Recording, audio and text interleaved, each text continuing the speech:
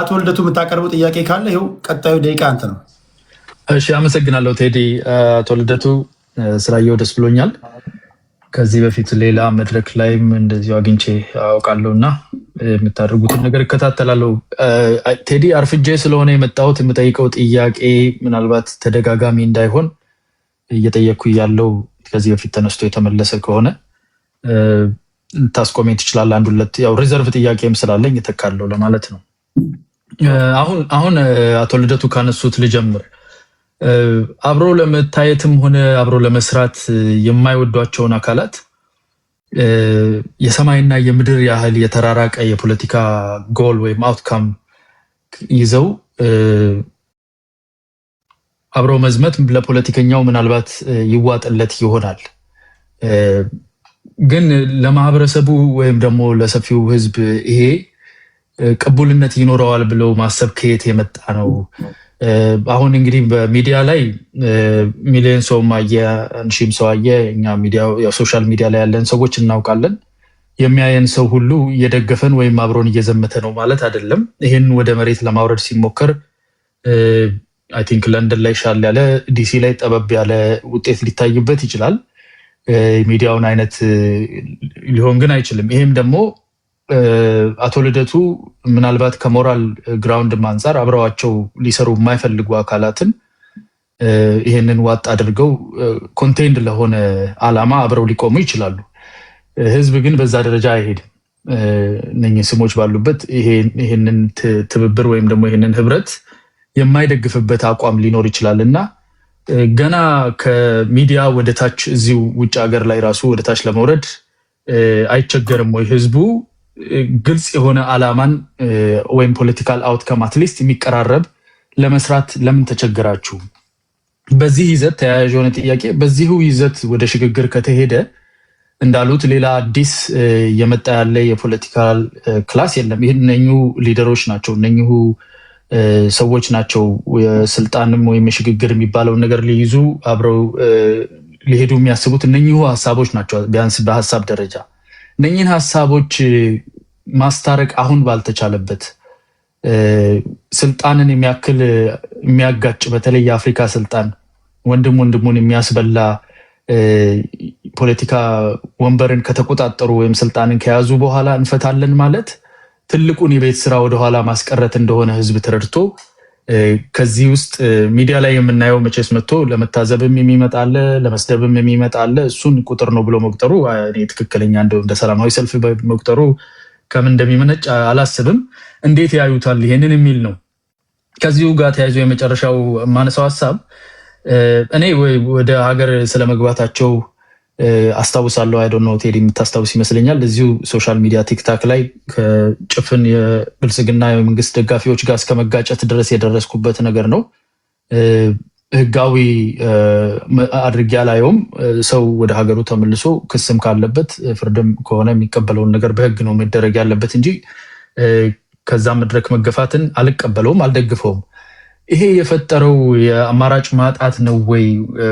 አሁን ለምናየው አይነት ሶሻል ሚዲያ ኖርማሊ ፐብሊክ ኦፒኒየን ሼፕ ለማድረግ ወይም ለማንቃት ወይም ሀሳብን ለማሰራጨት የተደራጀን ሀሳብ ይዞ መጥቶ ለማሰራጨት እንጂ ኦልሬዲ ያልተደራጀ ያልተሰባሰበ የሚራራቅ የሚጣረስ ሀሳብን ይዞ እዛ ዙሪያ ለማስተባበር የሚደረገን ስራ አማራጭ ማጣት የተወለደ ነው ወይስ አምነውበት ይሰራል ብለው ፕላኑን አይተውት ነው? ይህንን እስቲ ትንሽ ኢንሳይት ቢሰጡን እይታቸው ላይ። አመሰግናለሁ። ቴንክ ዩ አያናን እናመሰግናለን። ዘበር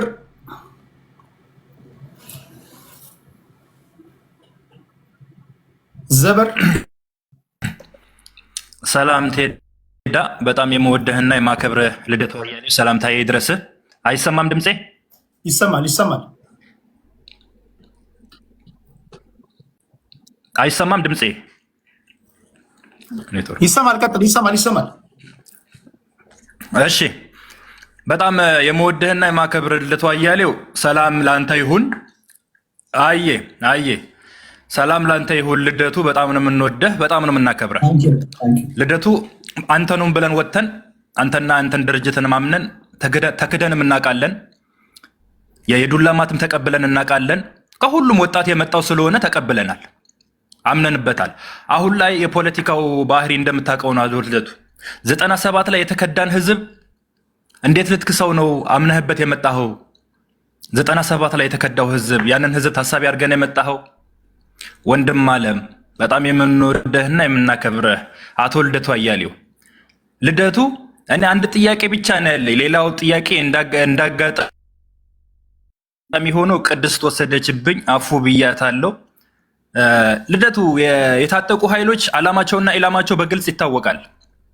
ኦላ አዲስ አበባ ይዤ ካልወጣው ነው። ሌላውም የራሱ የሆነ ግብና ዓላማ አለው። ከእናንተ ጋር ለመደራደር የፈቀደ ኃይል ለምንድን ነው ከገዢ ኃይል ለመደራደር ፈቃደኛ ያልሆነው? የተከበርከው ልደቱ ሆይ ለምን ከመንግስት ጋር አይደራደርም? እናንተስ አንተ ክቡር አቶ ልደቱ አያሌው እርሱ አሁን ጠቅላይ ሚኒስቴር ላይ ከሞላ ጎደል ተይዟል። እሺ ፊት ለፊቱን እየመለስን ምን ሄደ ሌሎቻችሁ እንሄዳለን። እሺ የወንድም አያናን አይ ቲንክ ጥያቄ ለማለት ይከብዳል። ምክንያቱም አያና አቋሞችን የገለጽከው እሱ መብትህ ነው። አስታውሳለሁ ከ8 ወር በፊት የመጀመሪያውን ትዕይንተ ህዝብ ለማካሄድ ስናቅድ 100,000 ሰው ለመጀመሪያ ጊዜ በኢትዮጵያ የሚዲያ ታሪክ ላይቭ እንዲያይን እናደርጋለን ብለን ነበር እና አያና የጻፍክልኝን ቴክስት አስታውሰዋለሁ። አሁንም ስልኬ ውስጥ አለ። 100,000 ሰው ኢምፖሲብል ነው፣ በጣም አምቢሽየስ ሆናችኋል፣ የሚሳካ አይደለም ብለህ ነበር የጻፍክልኝ። ግን እኛ 100,000 ብለን አቅደን 850,000 ነው ህዝብ ላይቭ ያየው፣ ከ8 እጥፍ በላይ ነው። ግማሹ ተቃዋሚ ነው ብትል እንኳን እንግዲህ ያው 4 እጥፍ አይቶታል ማለት ነው። እና አሁንም ቢሆን ምኞትህን መሰለኝ የገለጽከው። አሁን እንዳይሳካልን ትፈልጋለህ። ያን ምኞት ነው እንጂ የገለጽከው ከሪያሊቲው ጋር ይሄድ ካልመሰለኝ።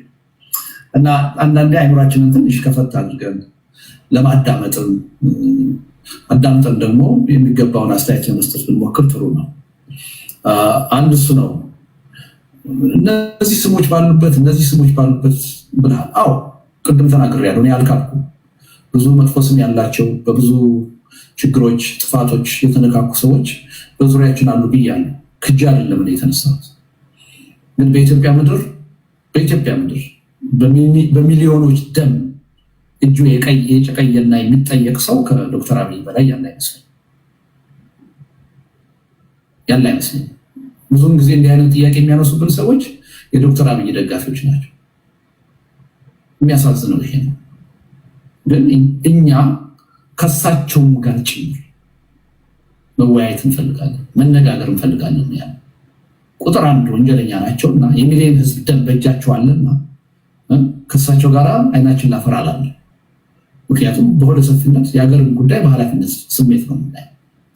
ስለዚህ በዙሪያችን እንደዚህ አይነት ሰዎች ቢኖሩ ሰዋት ቅድም እኮ ተናገር በሽግግር ጊዜ ለመዳኘት ለመጠየቅ ዝግጁ ነን ብለናል።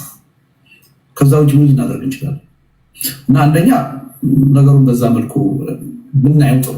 ቤተመንግስት ያለውን በ5 ዓመት ጊዜ ውስጥ በኢትዮጵያ ታሪክ ታይቶ የማይታወቅ እልቂትን ያካሄደውን የጠላት ጦር ሳይቀር የጎረቤት ሀገር የጠላት ጦር ጋብዞ ራሱ በሚያስተዳድረው ሉዓላዊ መሬት ራሱ የሚያስተዳድረውን ህዝብ ያስጨፈጨፈ መንግስት የሚደግፉ ሰዎች ናቸው። አሁን እንደዚህ ነው።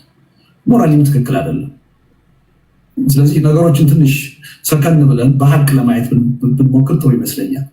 ሌላው አያና የፖለቲካ ድርጅት አድርገህ ነው ያን የቆጠርከው። ለስልጣን የምንወዳደር አድርገህ ነው የምታስበው። የሽግግር መንግስት ለማቋቋም እኛ የምናስብ አድርገህ ነው፣ የዛ አካል እኛ እንደሆነ አድርገህ ነው እያሰብክ ያለ። አላዳመጥከንም፣ ልትረዳንም አልሞከርክም። ምክንያቱም እናንተ ችግሩን የምታዩት ከስልጣን ጥያቄ አንጻር ስልጣናችን ሊቀማ ነው የሚሉ ሰዎችን ነው የምትሰሙት። እኛ የፖለቲካ ድርጅት አይደለም። ለፖለቲካ ስልጣን ማን ይወዳደር እያልን ያለ ነው። ለፖለቲካ ስልጣን የሚወዳደሩ ፓርቲዎች አሉ፣ ድርጅቶች አሉ ሀገር ውስጥ በሰላማዊ ትግል የሚያምኑ፣ በትጥቅ ትግል የሚያምኑ።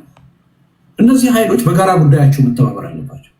ነገር ኢትዮጵያ ውስጥ በጋራ ሁሉን አቀፍ የሽግግር ሂደት ለማቋቋም መስማማት አለባቸው።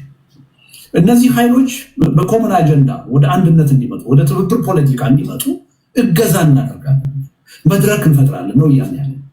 በምንም ታምርኛ ለስልጣን እንወዳደራለን አላለም። ኢቭን ትግሉን እኛ እንመራዋለን አላለም። አንመራዋለን። የመምራቱ ሚና አገር ቤት ያሉ ፓርቲዎች፣ ድርጅቶች ሚና ነው። እኛ የመምራት መብትም የለን፣ የማገዝ ግን መብት አለን፣ እድሉም አለን ነው እያልን ያለን እና ከስልጣን ጋር ለምን አያይዘን እንደምታየው አይገባኝም። ትክክል አይደለም አላልንም እኛ እንደዛ። ስለዚህ ስብስባችን ነው የተፈጠረው የፖለቲካ ድርጅት አይደለም፣ ለፖለቲካ ስልጣን ለመወዳደር አይደለም። ሁለተኛ ማወቅ ያለብን በሶስት ነገር፣ ሽግግር መንግስት ሲባል ስልጣን ፈልጋችሁ ነው፣ ጦርነት ሲባል ስልጣን ፈልጋችሁ ነው። በነገራችን ላይ ምርጫ እንወዳደር ያለን የሚሉትንም ምርጫ ስልጣን ፈልጋችሁ ነው። የህዝብ ድምፅ ወይም ደግሞ ስልጣን በጠመንጃ ትግል አይገኝም። በአሁኑ ዘመን ስልጣን በሽግግር መንግስት አይገኝም። ስልጣን በህዝባዊ እምቢተኝነት በሰላማዊ አመፅም አይገኝም። ስልጣን በአንድ ነገር ብቻ ነው የሚገኘው፣ በምርጫ ብቻ። የዛ አይነት ምርጫ ነው ኢትዮጵያ ውስጥ እንዲመጣ የምንፈልገው። አንድ የታጠቀ ኃይል ጉልበት አለ ብሎ ነገ ሌሎችን አሸንፎ ስልጣን ላይ እንዲወጣ አይደለም እኛ የምንፈልገው። በጠመንጃ ስልጣን መገኘት የለበትም ብለን ነው ምናምን። ወይም የኔ አይነት ሰው በሰላማዊ ትግል በህዝባዊ እምቢተኝነት የሚያምን ህዝቡን አነሳስቶ መንግስትን ገልብጦ እኔ ለምቼ እኔ ታግዬ ያመጣሁት ለውጥ ነው ብሎ ለስልጣን እንዲበቃ አይደለም የምንፈልገው። በሰላማዊ አመፅም ምርጫ ስልጣን አይገኝም፣ በትጥቅ ትግልም ስልጣን አይገኝም። ሽግግር መንግስትን በማቋቋም ስልጣን አይገኝም። ሽግግር መንግስት ጊዜያዊ ነገር ነው፣ መሸጋገሪያ ነው። የህዝብ ስልጣንን ለመረከብ የሚያስችል ምቹ ሁኔታ ለመፍጠር የሚታለፍ ሂደት ነው እንጂ በራሱ የስልጣን ባለቤት አያደርግም። ግን ሁሉን ነገር ከስልጣን ጥያቄ ጋር ነው የምታያይዘው። ምክንያቱም እናንተ የብልጽግና ደጋፊዎች የስልጣን ጉዳይ ነው የሚያስጨንቃቸው። እኛ እያስጨነቀን ያለው አሁን የስልጣን ጥያቄ አይደለም። እያስጨነቀን ያለው የሀገርና የህዝብ ህልውና፣ የህዝብ ሰላም ማጣት፣ የህዝብ እልቂት ነው የሚያስጨንቅ አይደለም በጭራሽ። እኔ እድሜ ልኬን ለፖለቲካ ስልጣን ባለወዳደር ደንታ የለኝም፣ ምንም አምቢሽን የለኝም። ምንም ኢትዮጵያ ውስጥ በአንጻራዊነት የምርጫ ውድድር የሚካሄድበት የሀገሩ ሉዓላዊነት፣ ሰላም፣ አንድነት የተከበረበት ሁኔታ ቢኖር አንድ ቀን እኔን ፖለቲካ ውስጥ አታገኘኝ። የስልጣን አምቢሽን የለኝም። ግን በቀሪ ጊዜ በቀሪ እድሜ ኢትዮጵያ እንድትሻገር ከህልውና ጥፋት እንድትድል ማዋጣት የምችለው አንድ ጠጠር ካለ ብዬ ነው ደፋ ቀና። ሁልጊዜ ግን በመንግስት ዙሪያ ያሉ ሰዎች ጉዳዩ የሚያዩት ከስልጣን ጥያቄ አንጻር። ትልቁ ጥፋት ይሄ ነው እና በዛ ደረጃ ባታየው ጥሩ ነው እና የፖለቲካ ድርጅት እንዳልሆን ጥሩ ነው። ለፖለቲካ ድርጅቶች መቅረብ ያለበት ጥያቄ ነው ለእኔ ያቀረብከው። አሁን ሁለተኛው ወንድም ማን ነበር ስሙ ያለው ወንድሜ? ከከታለ ዘበር የ97ን አንስተሃል። ሁልጊዜ አንዳንድ ሰዎች የሀሳብ ሙግት ሲያጥራቸው እኔን በሚመለከት ወደ 97 ምርጫ ነው የሚሄዱት። 20 ዓመት ኖታል እኮ ያን የተወለደ ልጅ አሁን ኮሌጅ ገብቷል እና ይገርመኛል። በሀሳብ አንዳንድ ጊዜ ሰዎች አቅም ሲያጥራቸው 97 ይላሉ። ግን 97 ሂሳብና አወራረድ ካል 97 ህዝቡን የካዱት ሰዎች ዛሬ ብልጽግና ጓዳ ውስጥ ነው ያሉት፣ ሚኒስተር ሆነዋል።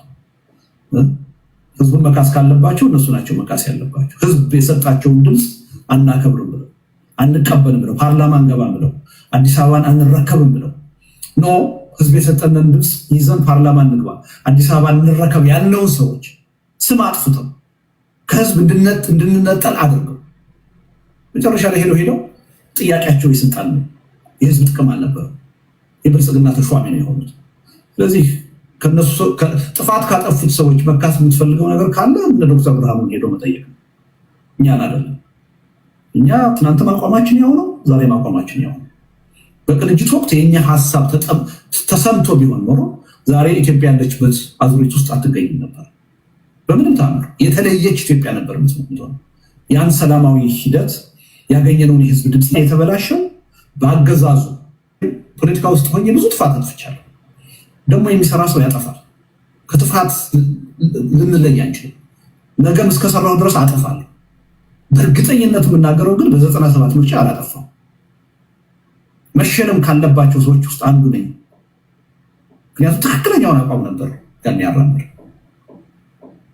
እና በዚህ ብትረዳው ጥሩ ነው። ግን አሁን እንደውም ደግሞ ከዛም አልፈው አሁን አንዳንዶቹ አቅም ሲያጥራቸው ልደቱ እኮ ትዳር የለውም የራሱን ቤተሰብ ያላሸነፈ ትዳር ያልያዘ ሰው እንዴት አድርጎ ነው ሽግግር የሚያቋቋመው ምናምን ይላል።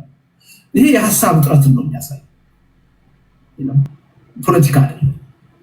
እና አሁን ከ20 ዓመት በፊት ስለነበረ ሂደት ያው ደግሞ እኔ ሊያስጠይቅ የማይችል 97 ማንሳትና እኔን ከሃዲ አድርጎ ለመሳል እሱ በጣም ስንት የተጻፈበት ስንት ያው የተባለበት ትክክል አለመሆኑ ግን በሂደት ታሪክ የገለጠው ህዝብ የሚያውቀው ነገር እና እንደው ምንም ወደፊት ባታነሳው ጥሩ ነው፣ ምንም ጥቅም የለውም ብዬ ነው። ሌላው ያቀረብከው ጥያቄ ከእናንተ ጋር ለመደራደር አብረው ለመስራት እየፈለጉ ከመንግስት ጋር ለምንድን ነው አንሰራ የሚለው ቴዲ ቅድም አቅርበዋል።